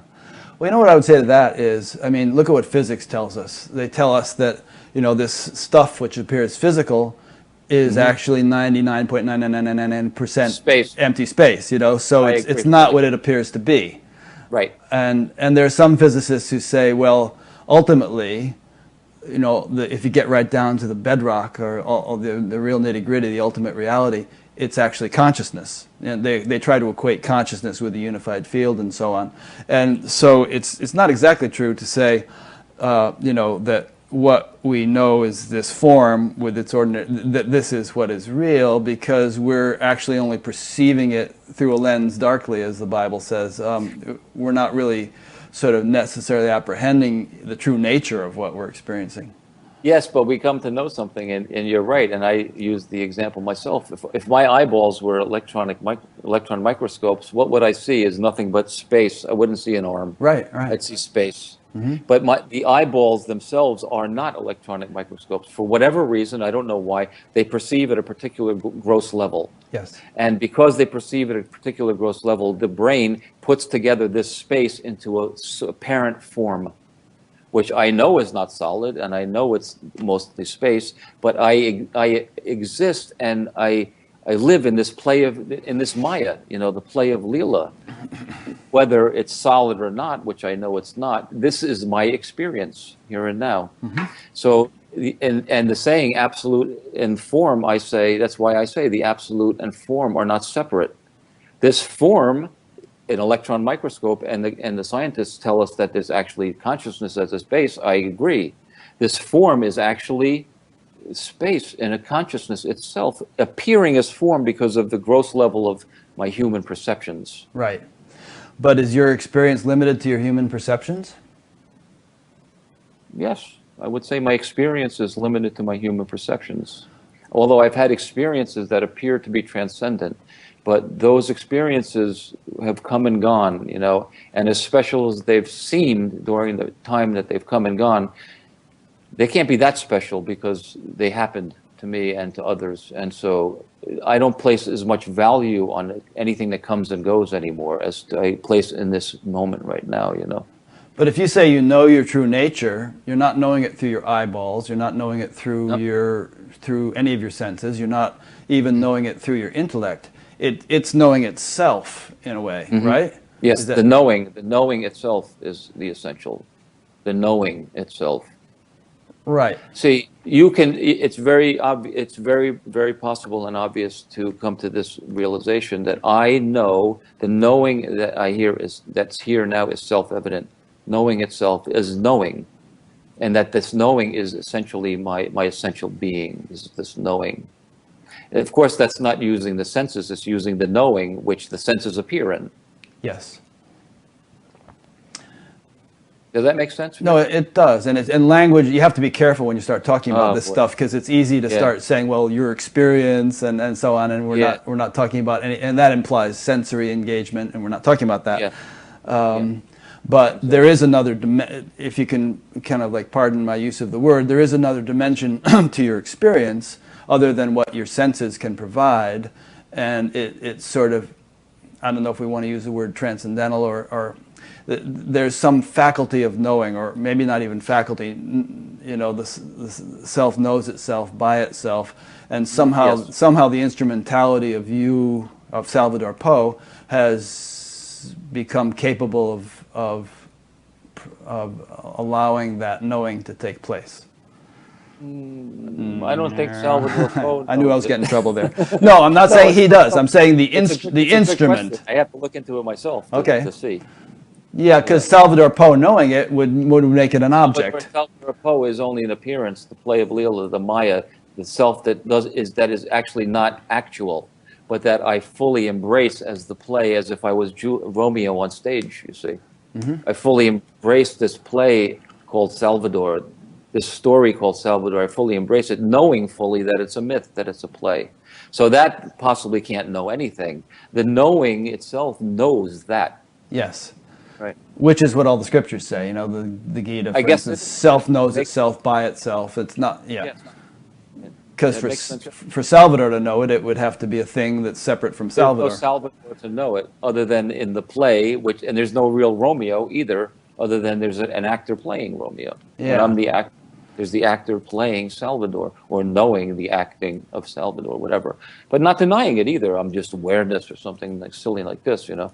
Not denying it either, because it's apparent. I'm not saying it's solid and real, empirically true, as you know, but it's apparently true, isn't it? And so why deny it? Why deny the experience that's right here now? You know. Yeah. The thing you said about the eyeballs a little while ago, a few minutes ago, just being so designed as to register gross impressions, the gross creation and so on. I would like to suggest to you, not as anything we can resolve right now, but as a possible direction for future growth, that many spiritual explorers have said that limitation eventually begins to get refined, and the senses begin to experience not just the gross, but more refined and refined and refined levels of creation, and eventually that one, as if experiences the finest relative, the celestial realm, and then even experiences the absolute nature of things. We were just talking about how this arm is not really an arm, it's actually space. That somehow the senses arrive at a level where everything is experienced in terms of the self, in terms of its sort of absolute nature. So, that might possibly be a direction that one might grow after initially knowing oneself. Yeah, it could be, absolutely. I don't particularly have an interest to do that, and I think it's a very worthy thing. It sounds kind of yogic to me, like a yogic meditational thing, and I've had experiences where I really just perceived myself as, I don't know, it's very subtle, very subtle, particular. I don't know how to put words to it, like not solid. I've had experiences like that, but it's not to me a practical way to live, so I don't aspire towards that or something like that, Yeah, I wouldn't say one needs to aspire, but Some of my best friends are yogic. And Great. what I mean to say is that, you know, I mean, I have a friend, for instance, who basically realized the self 50 years ago and has found that in his experience over the decades, there's been this continuing refinement to along the lines of what I was just describing and much more. Okay. So the reason I find that interesting is I think it's good to paint a picture of possibilities for the full range of human development and never limit it to just this or just this. I like that. That's great, Rick. That's good. That sounds great to me. Yeah. Yeah. I fully concur. Okay. Yes, absolutely. I really have no idea what will happen in my experience in the coming years. Yeah, you never know. Yeah, no, I don't. I don't close the possibility. I just say that I'm not seeking anything other than what is, and whatever may change in my experience. I think anything like that is very possible. Yeah. Who knows? And obviously you've made a pact with the devil because at 58 you look like you're 30, so you've got plenty of time to explore all this. Thank you. Yeah. A question came in. This is from Gilberto in Sao Paulo, Brazil. We're getting a lot of questions from Brazil today. If the Enlightenment does not change anything in you, if you're still the same person, and did not become an even more relaxed person physically and mentally, which he feels, this person, through the simple practice of Zazen, then what is the meaning of writing books and telling the world about it if you continue to be the same? In other words, I guess he's saying if it doesn't make it better in some way, then what's the value of it? I never said it doesn't make it better. It makes it a lot better, a lot more relaxed, a lot more at ease. And as I said before, when I first recognized that, the relief that poured off my body was untold relief, you know. And so it makes my life, my experience of living is much better than it was before, much more at ease. And of course, there are moments of whatever can appear, but overall, much more at ease. But see, it's more than just my experience, my sort of sensorial experience like that. It's what am I... Before we wake up, you know, there's a lot of pathology in our minds, and there's a lot of malignancy. Look at the shape of the world. But a person who comes to know their essential nature is free and is lacking nothing, is complete and whole, is for the most part, and I never make absolutes, for the most part, much more benign as a person. A much more benign expression in this world. So even to say that enlightenment, so-called, which I don't use the word, so use it anyway, or awakening, whatever you want to say, to me, it's given me a lot of relaxation and much happier, and you know, overall. And no more seeking, much more at ease. But more than that, it's taken a lot of malignancy out of the world. So it really is beneficial for others, not just myself, you know. I think that's a great point, you know, because you hear a lot of people saying, well, if you're an asshole, you're going to be an enlightened asshole, you know. But then you're not enlightened. Right. I really think it does have an impact on your personality and your behavior. It does. It absolutely does. But that doesn't mean I'm perfect, you know. No. I can sometimes say something stupid or you know, but for the most part, I always say I'm much more benign than I used to be, and much less malignant, you know, presentation to this world than I used to be. And I think it's true for everyone who wakes up, you know. Yeah. Well, like we quoted Jesus earlier, you know, forgive them, Father, they know not what they do. They knew not what they were doing because they knew not what they were, you know. But then if you come to know what you are, you're probably not going to get a job putting nails in people and stuff. That's exactly. Exactly. And that's why he says they know not what they do. They don't know their essential nature is free, and they don't need to do this kind of thing, you know. Yeah. And what you said just now actually has exciting implications for the world. I know you don't like to speculate too much, but you know, we live in a world with a lot of violence and a lot of problems and so on. And I kind of feel like the spiritual renaissance will really be the ultimate antidote to all this stuff. Well, I don't know what will happen or if it will ever happen, but if everyone right now was finished seeking and knew they lacked nothing, there would be no Dick Cheneys in this world, would there be? Yeah. You know, I always like to point him out. He's really done a lot of bad things, and it's not his fault either. There's no doer. But there would be, if everyone knew they lacked nothing and they're complete and whole, there would be so much, or maybe no, greed and thirst for power and abuses in this world, would there be? But I don't speculate that that's going to happen. I have no idea, you know. Yeah, it's hard to say. We can only see for ourselves. We can only awaken ourselves. Not that there's a doer, but it only happened to an individual. You know, I can't predict what's going to happen to everyone else. You know. Well, I mean, a forest can only be green if each individual tree is green. You can't have a Yeah, green forest if all the trees are withered. absolutely. And there does seem to be a proliferation of awakening and interest in awakening and so on among more and more and more individuals. So one can only hope for the society. I think you're right. There does seem to be, and the internet's been an amazing thing for that, isn't it? Because even when I started seeking, I didn't know much about the internet, and there wasn't much on. I had to go to foreign countries to meet teachers, which I did because I was very dedicated. And these days, it's all over the internet. So that's a very good, I'd say. I think it's very good. And even though there's probably a lot of not such great stuff, I think there's also a lot of good stuff out there as well, you know? Yeah. Well, there's a lot of funny cat videos, and then there's Buddha at the gas pump. The funny cat videos they're very positive, you know. They make people feel good, and it's nice. Yeah, there's a great one of a cat riding around on a Roomba wearing a shark suit. Got millions of views. That's great. Alrighty, so we've covered quite a bit. I'm sure we could cover more.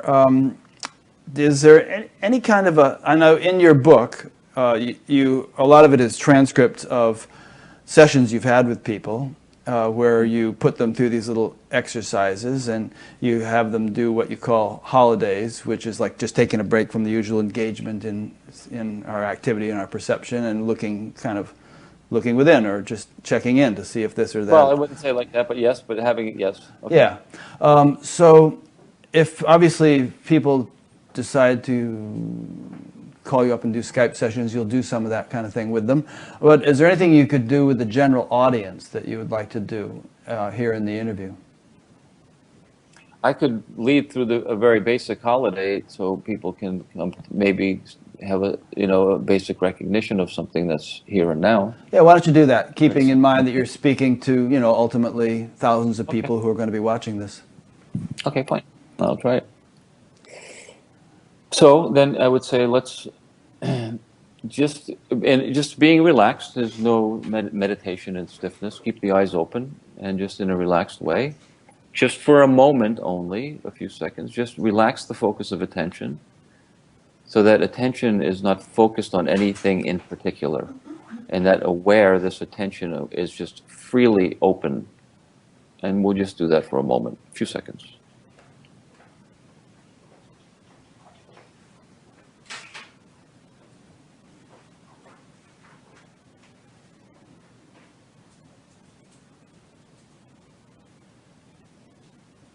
What we see very quickly is maybe a thought comes in and then attention goes to that thought, and then attention in that moment becomes exclusive to that thought. No problem. That's a perfectly natural function of this form. We're not demonizing it or trying to change it. We're going to see something, maybe notice something a little different. So once we've noticed that we're attending to thoughts, as soon as we notice, once again, just relax the focus of attention and allow aware to be open here.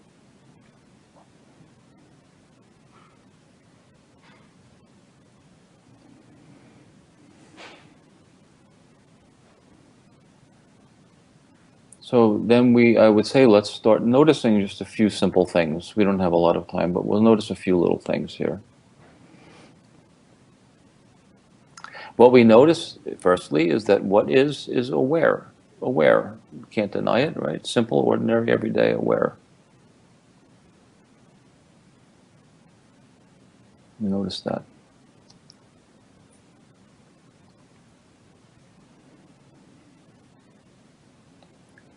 Again, thoughts come in and we attend to thoughts, no problem. When we notice it, we have a holiday. Aware.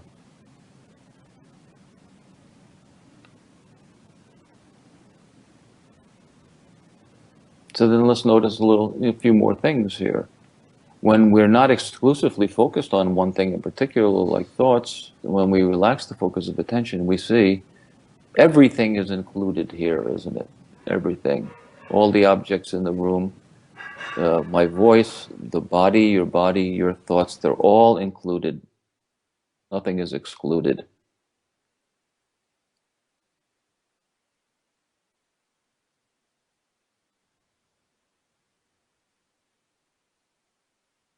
think that's probably pretty clear. See, we're coming to know some things. So the way I work is I start very simple like this, and we come to know very simple things, and step by step, we come to know more things about our essential being, you see. So for now, we've noticed a couple things, that when I relax the focus of attention, attention is not, aware is not exclusive, it includes everything here. Let's notice some more things.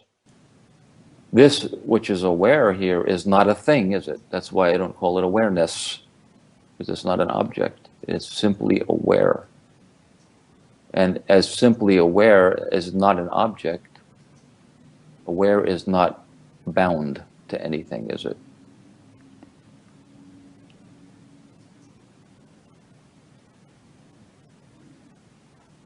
So then we can say that aware is free. We can use that word, right? Freely aware.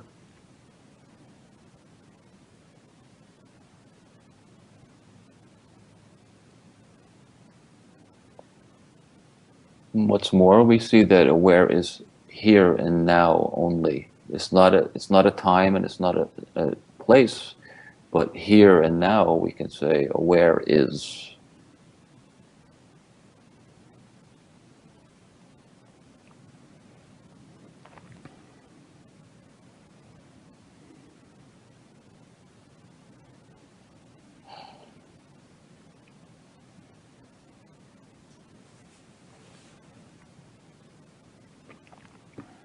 This, which is aware, which includes everything, which is here and now always, is the same now as it was 5 minutes ago, if you had looked, isn't it? It has not changed. And it's the same as it will be in 5 minutes if you look again. Aware, here, free, all-inclusive, now. And all of the objects here are changing. They're all changing. But this aware is not changing, is it?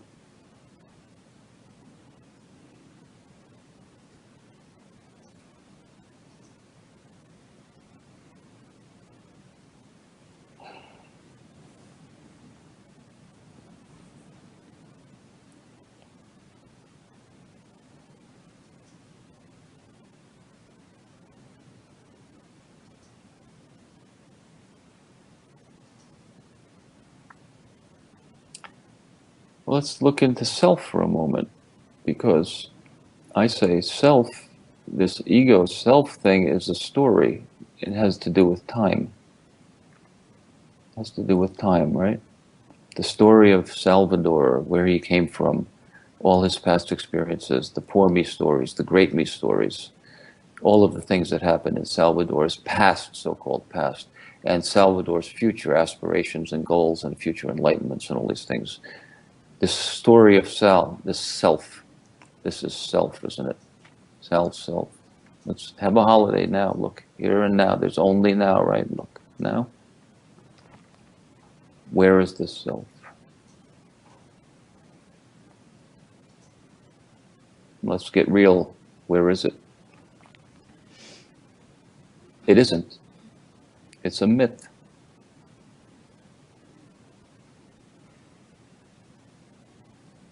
Otherwise, you have to show me where the past is, and I don't see any past. I don't see any future. I see now.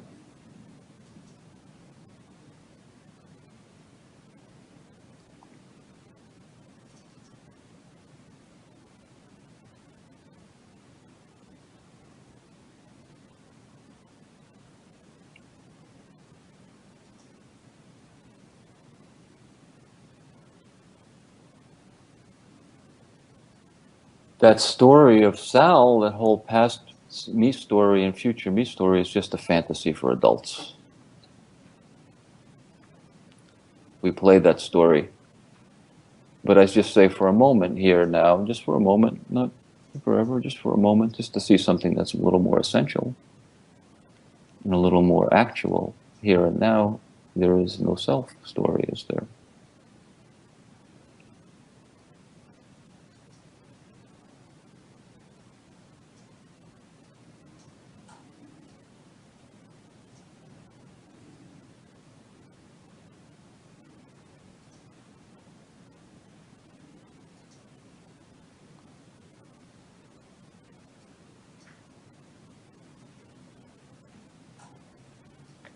I'm not sure how much further to go, Rick. That's good. That's good. Gives people a taste, you know. Mm-hmm.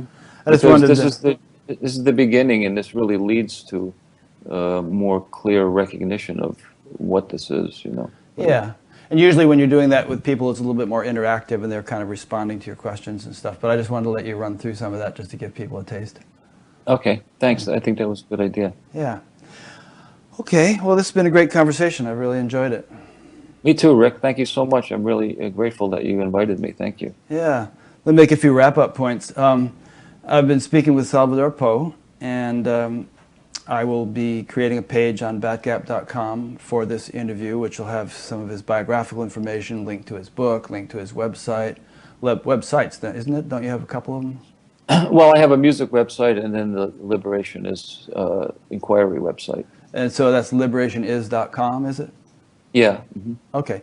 I'll be linking to that, but in case you're just listening, it's liberationis.com, which is also the name of his book. Or if you go to salvadorpoe.com, then you'll You see see a both link to it, yeah. both sites. Yeah. And nicely designed book, by the way. My wife does book cover design, or has in the past, and when she saw this one, she thought, wow, a good book cover for a change. My girlfriend came up with the egg concept. Oh, She did that's good. Yeah. Yeah, the cosmic egg. Yeah. Because for some reason, a lot of times spiritual people design really lousy book covers, but I did. She had a great this is a nice one. It's like they're trying to discourage people from picking up the book. Yeah.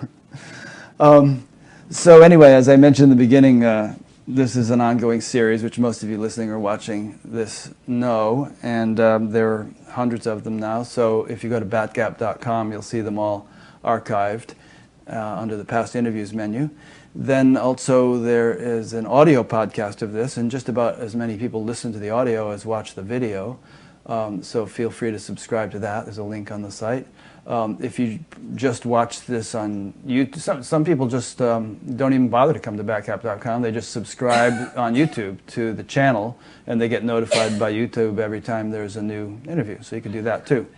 But we'd like you to come there to Batgap because there's a lot of interesting stuff. There's even like a ringtone for your phone and a screensaver and things like that. But and there's also the donate button, which, as I mentioned in the beginning, is kind of essential for us to support this whole enterprise. It's made totally available to everyone for free, but it relies upon voluntary donations for its continuance. So again, thanks for listening or watching, and thanks to you, Sal, and I'm really glad that your internet connection worked out, and we had a great conversation.